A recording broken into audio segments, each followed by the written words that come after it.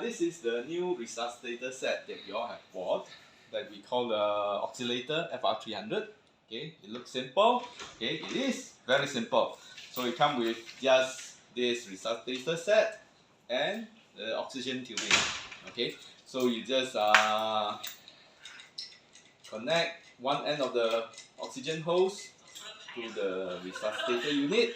Okay, hand tight will be good enough because this one is not the spana nut type. This one just come with the hand tight nut. Okay, the nut itself inside there's an O-ring for good air seal, so you don't need to use a spana. If you see inside there's a black color O-ring. Okay, yeah. So this one also, this side also same, just hand tight. Okay, that's good enough. So this regulator is quite similar to whatever regulator that you are using. It's a 50 psi regulator. Okay, so you just need to take your oxygen cylinder. Okay,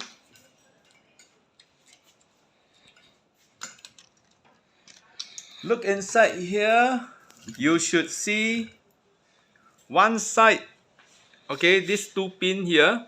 Okay, you look at the oxygen cylinder, you should see one side with two holes like this. Okay, so this is the index pin that will go into the hole. Okay, so it must go into the correct side.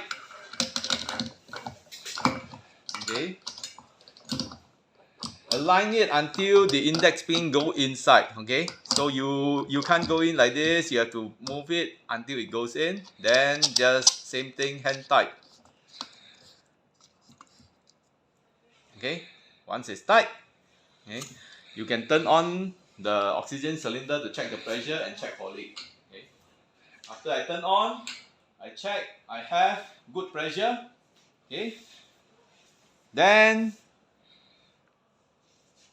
listen, there's no hissing sound or any sign of leakage. What you want to do is you will shut off the valve again. Okay, shut it off. Okay, this is one way to check for leak. Okay, because listening might not tell me very fine leaks. Okay, if there are some very fine leak, I might not be able to hear it. Okay, but what I do now is I will shut it off. Then I will look at the pressure gauge. Okay, it shouldn't have visible dropping of pressure. Okay, so now pressure is being shut off here. Okay, whatever remaining this 2000 psi pressure, whatever remaining pressure inside here should be trapped inside. Okay, and pressure should remain. If there's any small leak, let me show you. Okay, if there's a small leak, I just turn on. You can see the needle dropping, pressure dropping. So if you see any visible pressure drop, means there is a leak somewhere. Then of course you need to try to tighten, okay, and check the seal. If after you try to tighten everything, still there is a leak, okay, that means quite likely somewhere inside there is a damaged seal or worn out seal.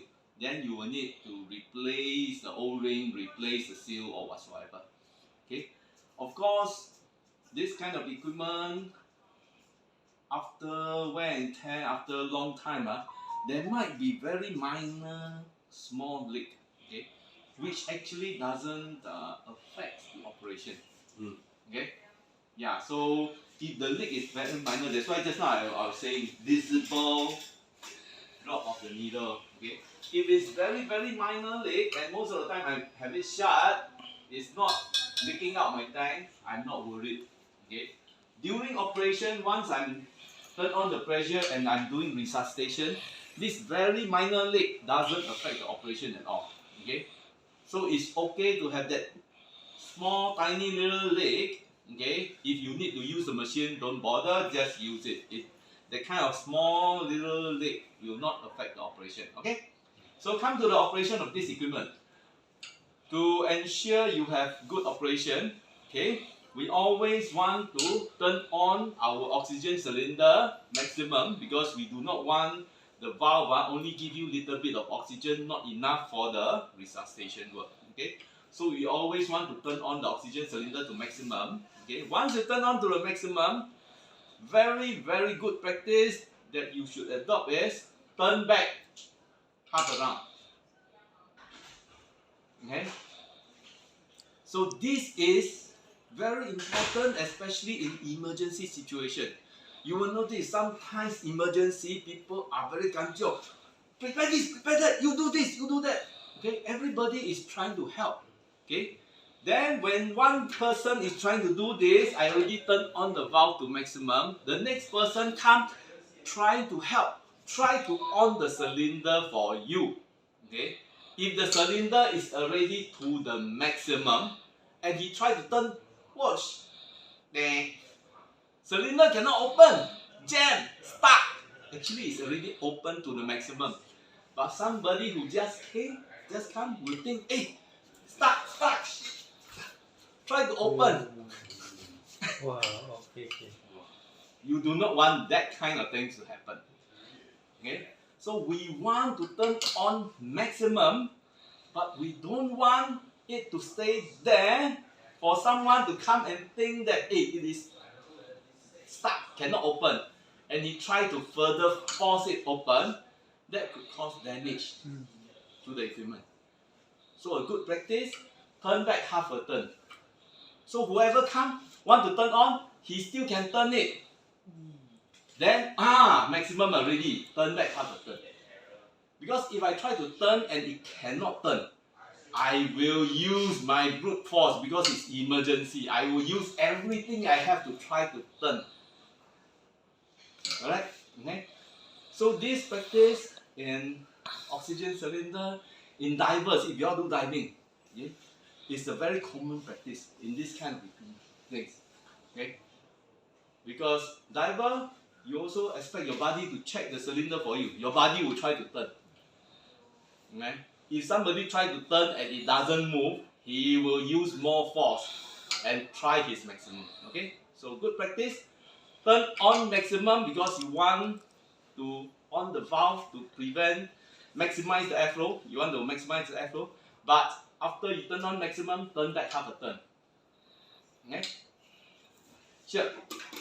Then this equipment looks very simple. Only one button. Okay? There's no knob to adjust, no dial gauge, no lever, nothing to adjust. Because this equipment is automatic adjustment. Okay? It will automatically suit itself, adjust the volume and to suit from child to adult. Okay? Unlike some manual resuscitator, semi-automatic resuscitator, you see a lever, you see a dial somehow to adjust the timing or the flow. Okay?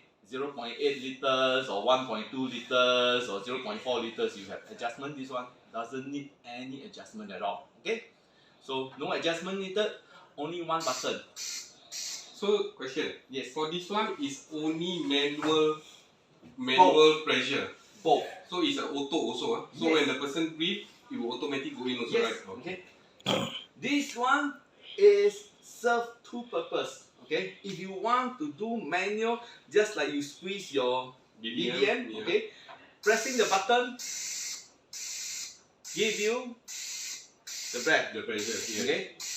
Then if you want it to be in automatic mode, you will press the button down and turn it clockwise to lock it in position. Okay, I can show you. I press it down and turn it clockwise to lock it.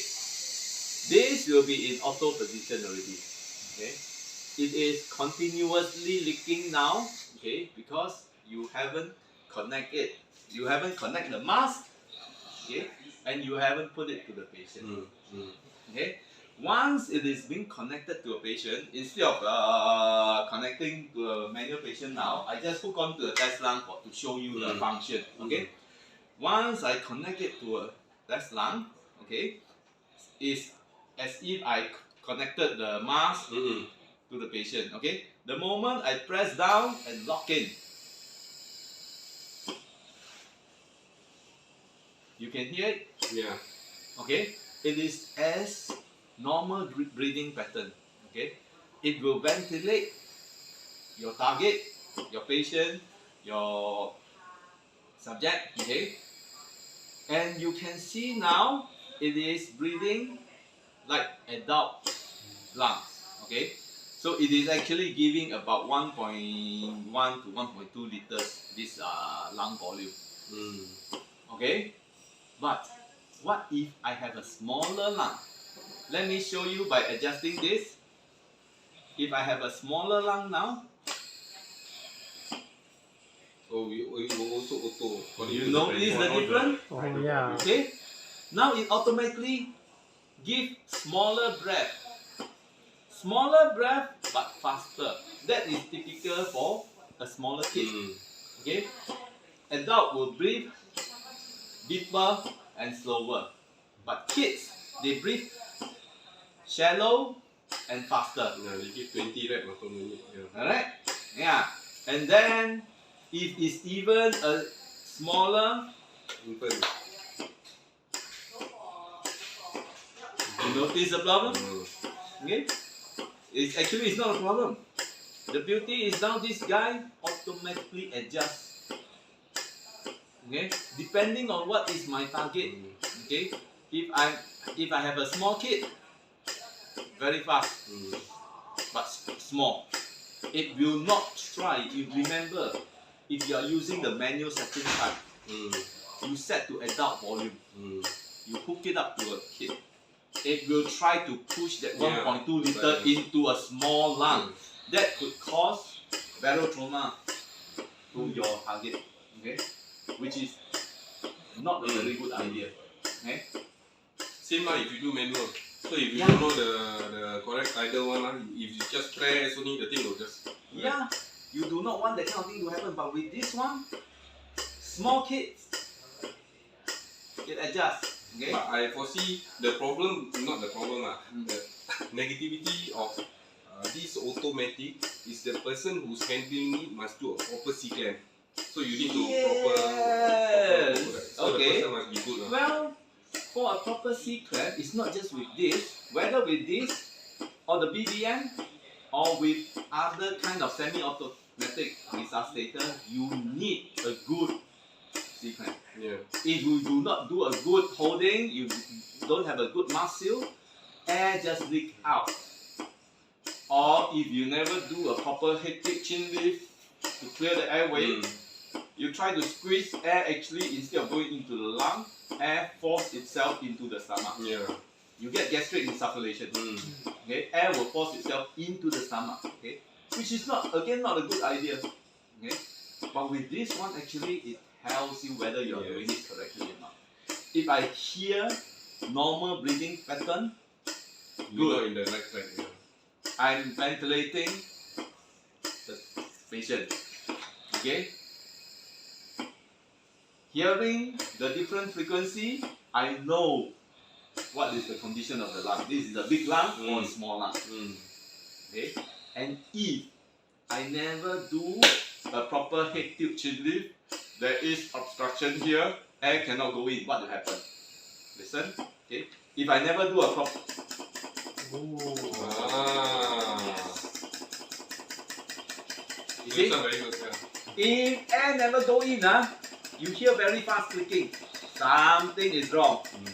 Okay? So you need to change your... If I never have a good seal, air is leaking out.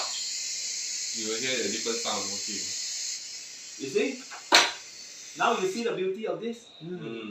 Not just it automatically adjusts itself to suit your patient, your target. Okay? It also gives you alerts and warning.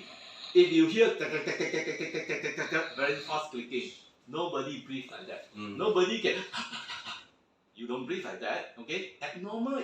The moment you hear abnormal breathing frequency, you know something is wrong. Very fast. Air cannot go in. You try to force itself go in, cannot go in, cannot go in, cannot go in. You better do your proper head tube chin lift.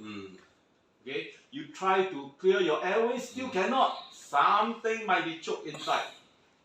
You better take out the mask, peek inside, try to dig, try to do your respirator suction. Okay, something is choked. Okay, you need to clear the airway. Okay, but if you hear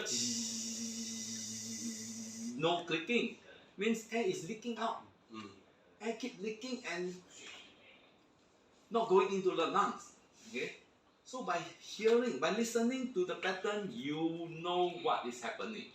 That tells you whether you are doing your proper mask maneuver or not. Okay, you see? Okay, so this equipment is very easy to use. Okay, and it tells you whether you are doing the right thing or not. Okay. Okay, so easy, right? Okay. The next, of course, I will try to demo it on the mannequin. Yeah.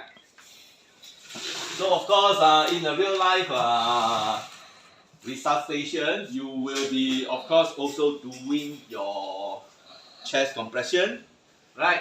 You have your chest compression, and then you have your mask resuscitation. Okay. So now, under normal, okay, if I do my proper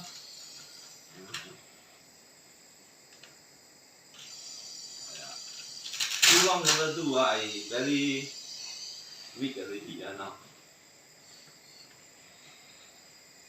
Can I do a proper mask?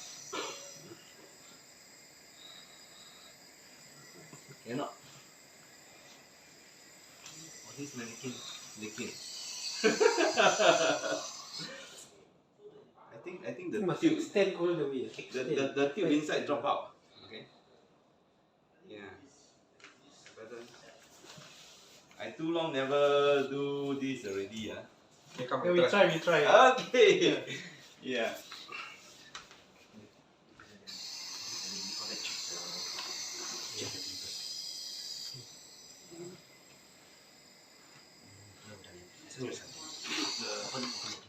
This is not a good mannequin for.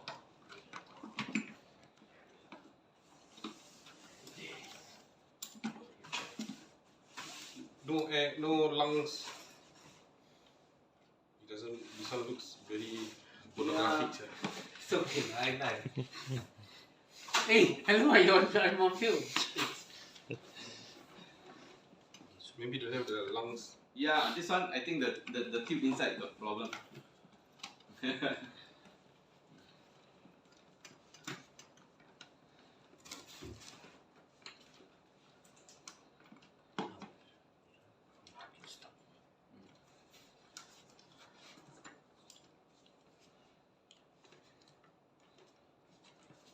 Okay, never mind. I think we will just show you with this Tesla. I think this Tesla good enough already. Just now you show us good already. Okay. No, this one no. Yeah. I will show I think you. don't have the. I will show plastic. you another fancy thing of this. Okay, best. Okay? Yeah. Remember, I believe all of you are well trained in CPR. Correct? CPR resuscitation. That is your duty. Okay? You do your chest compression. Okay? Then you give your 2 blow or 1 blow depending on the standard that you adopt to. Okay? Then you do your chest compression again. Then you give your blow. Remember? Right? Okay?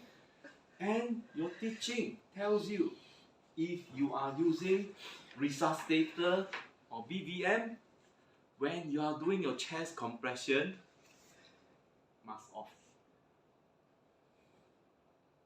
Remember? Okay? You do not want your resuscitator to be on. Why? Okay? Imagine you are compressing the chest.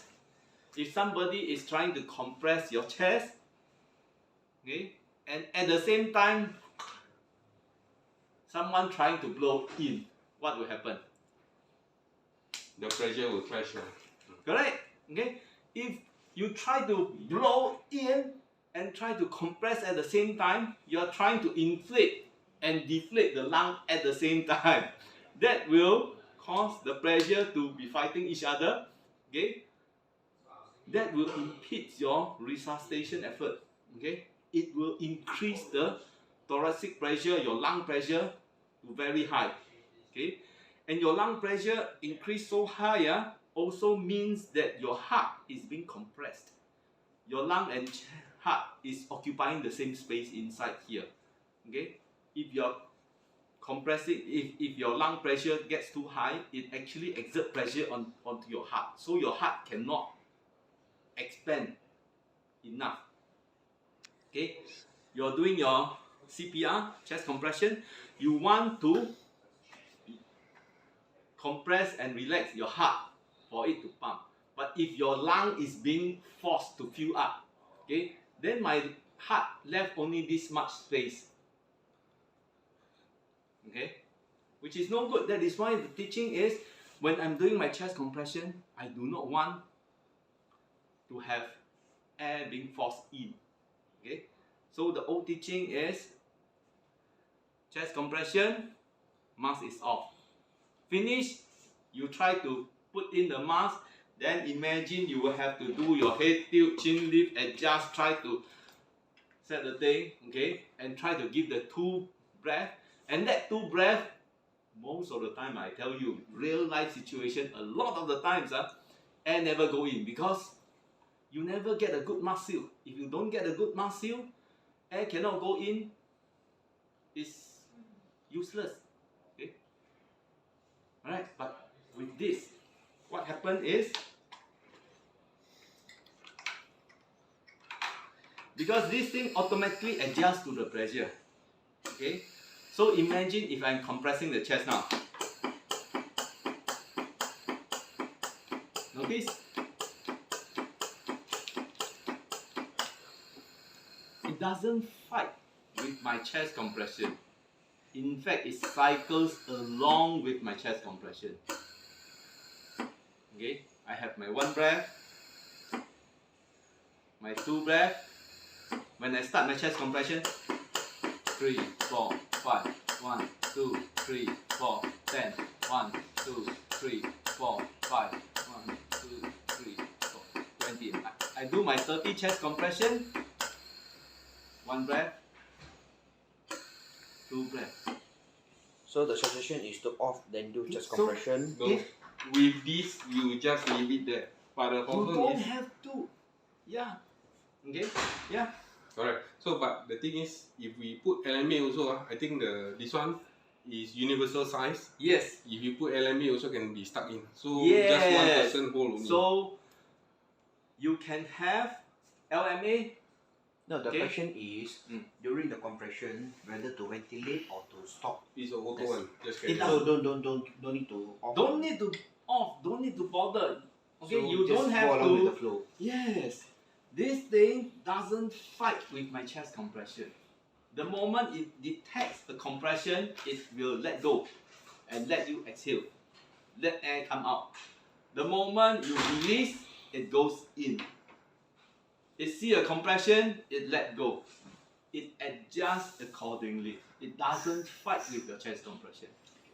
So Okay. this is good if when James going to buy our thumper. When James buy thumper, this one will be surplus with one another. So Yeah, it's so easier. you have the thumper and you have this, Yeah. then you practically you just hands off. just hold only lah. Okay. See? Let me try to find the strap for the face. Yeah. Then this thing doesn't fight with your chest compression. Okay. It allows you to have your chest compression. Okay. When you stop your chest compression, then it automatically Take over. deliver your 2 breaths. Okay. Then you hear the click, 1 breath, 2 breath, you start your chest compression. Okay. Very easy and very convenient to use. Okay. Done? Yes. Yeah, Thank you. Thank you. So LMA also